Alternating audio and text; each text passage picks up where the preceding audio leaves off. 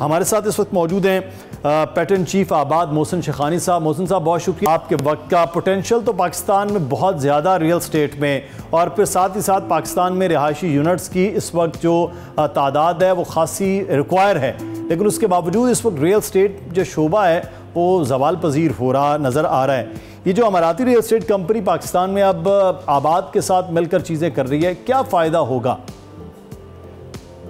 बहुत शुक्रिया आपका। मैं कह रहा हूँ कि देखें, इन हालात में हमें जो ज़रूरत है फॉरेन एक्सचेंज की ज़रूरत है, और हमें भी पता है कि इकोनॉमी की कंडीशन क्या है, और हमें आर्मी चीफ की तरफ से और जितने भी इदारों की तरफ से था कि हम इस तरीके से रोल अदा करें कि बाहर से लोगों को लेके आए। तो हमने काफ़ी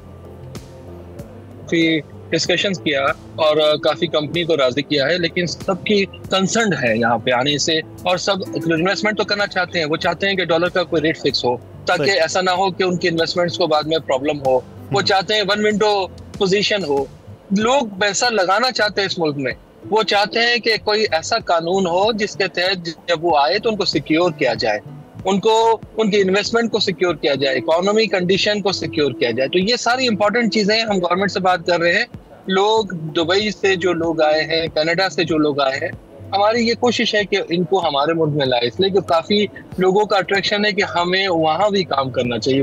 बेसिकली B2B मीटिंग्स हैं ये सारी, और इसका ये फर्स्ट फेज था। सेकंड फेज नेक्स्ट वीक में इंशाल्लाह हम दोबारा इसको करेंगे। 2-3 दफा ये मीटिंगें होंगी। हाईअप्स के साथ हमें बैठाना पड़ेगा इन लोगों को, इनको मुतमईन करना पड़ेगा, ताकि लॉ एंड ऑर्डर सिचुएशन को फॉलो करना है, जो इकोनॉमी की कंडीशन है जो उसको लेके चलना है। ये सारी चीजें हैं। देखिए, हमारे यहाँ पोटेंशियल है, शॉर्टफॉल ऑफ हाउसिंग है।